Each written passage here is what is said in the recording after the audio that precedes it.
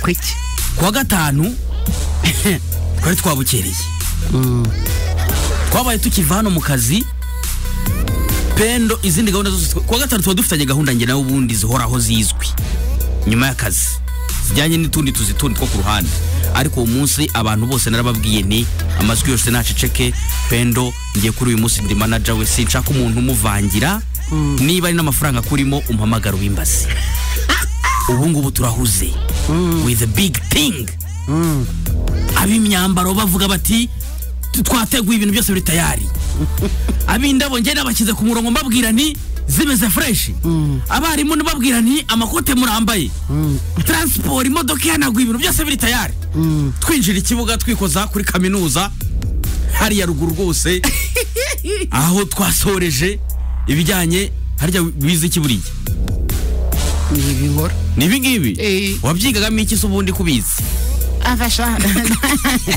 nashakaga gihamya nashakaga urupapuro rubihamya tuba tubonye inkuru ya mbere iti Pendo amaze imyaka 8 yiga kaminuza ubundi kwanza duhira aho ngaho warangaze ni doktora ni doktora wari kwiga ni PhD ni why kuki byafashe imyaka ingana kuri ubundi hari n'abantu babivuzeho kandi no kuri Twitter na za X na hose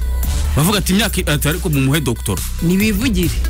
none se kubera iki nibivugire nge ndashaka ubu ngo bafite uburenganzira bwo kuvuga kuki byafashe imyaka igera mu 8 byafashe imyaka uretse ko wenda title bayikoze uko nguko ariko Emmy buriya ntago yambaniye nawe yabikoze uko nguko ariko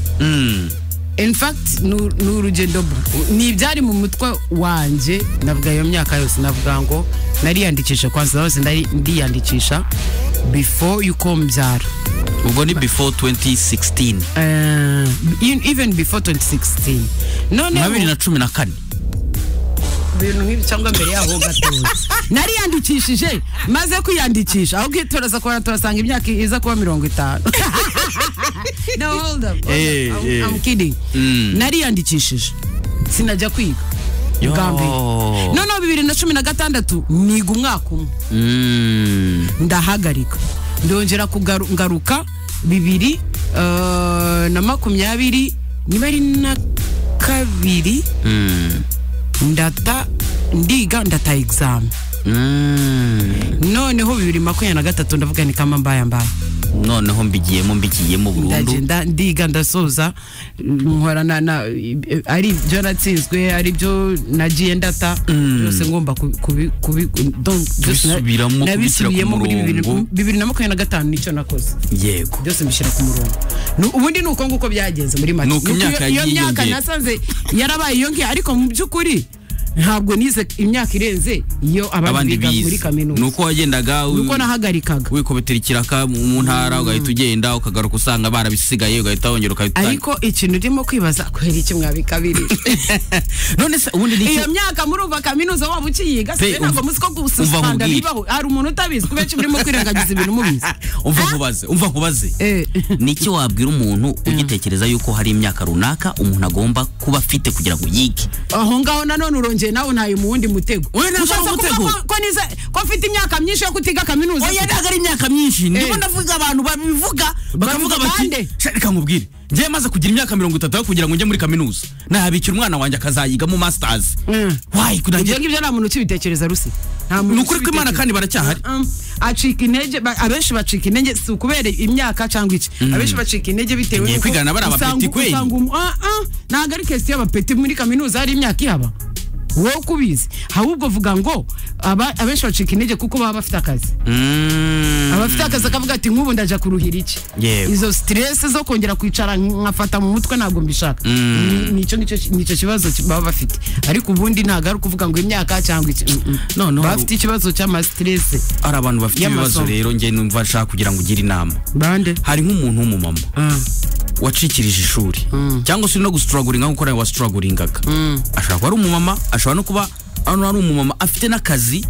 nawe ari muri ya nuza ya condition mu 2022 cyangwa 2018 ni iki cyagukomeje kigatuma wongera ukagaruka buri kugiye ukongera ukagaruka ibyo ngibyo ni biba mu mutwe w'umuntu hariho abantu batajya nta motivation kandi nyine ibyo nibyo nibo kukubwira biterwa na personality y'umuntu. Hariho abantu bigoranye gucika intege muri abo bantu nkanje rwose mbamo abantu mutagira intege ntago zacika umva niyo wakora iki abantu batsimbarara ku cyo biyemeje. So niba bifite abenshi bameze uko nguko ndabizi neza ko bongera bagasubiramo ko naraba mama benshi nagiye mpura nabo. Ariko ahubwo vuga ngo abanga kujyayo ngo ku giti cyabo ahubwo nababwira ngo muri iyi si my friend tugezemo impapuro zirakenewe. Cyane ababwira bahaguruke abana se ntibabajyana. Yego barajyana nuko njewe ubwo nabivugaga n'akazi gakorera ku masaha kandi gakorera ku gihe akaba ari byo bingonga. Naho ubundi uramutse ufite akazi ukora mu gitondo ukageza nimugoroba ariko naraje ndamuzinga ukaba wanyura mu rugo yisaye mukareba abana ugahita ukomeza kwiga cyangwa se ukigana online. Yes hari amasomo nigaga online. So rero ni ibintu bishoboka igihe icyo ari cyo cyose. Ntabwo umwana cyangwa gutwita byaba urwitwazo ahubwo njyewe sinavuze ko ari nabo bambereye sinavuze ko abana njyewe bakorerwa ikibazo cyangwa se inzitizi. Ahubwo njyewe ubwoko bw'akazi nakoraga ni nacyo kibazo nahuye nacyo kurusha abana. Nose aba mama sinakubwiye cyagiye ko mama wazanye umwana ku ishuri umwe se numumama umwe ego komana nka batanu agahita afata ibera karicome ku mwana agafata pepa kayikurura agasubiza simple. Ntabwo ibyo byaguca intege ntabwo ibyo byatuma udakomeza ukiga. Gusa ikintu dore ikibazo gihari rero abajene bubungu iki abana batoya nibo barimo gucika intege kuturusha. Nibo banze kwiga nibo abenshi usanga batabishaka ariko ukibaza se ni ukubera iyihe mpamvu. But yes I know talent yakubeshaho gore ko twese ubu ngubu ibyo dukora ni talent. Ariko hari ugomba kuba uri talented ariko uri na qualified ibintu runaka. So rero abajene the Gen Z's you need papers. You need papers. Ubwo rero nta bintu usanga barabyanze. Ndabizi kwiga mwige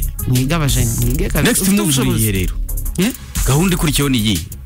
turacumbikishije ni ibyo cyangwa gusaba akazi se akazi kantu gafite none dongera depose hano urafite gahunda yo kongera gukomeza kwiga. Yego ndahita nkomeza masters. Wow media house management. Congratulations kandi kabisa courage. Ndashaka kuzashinga radio mu isoko nakubera umunyamakuru. 102.3 Kiss FM.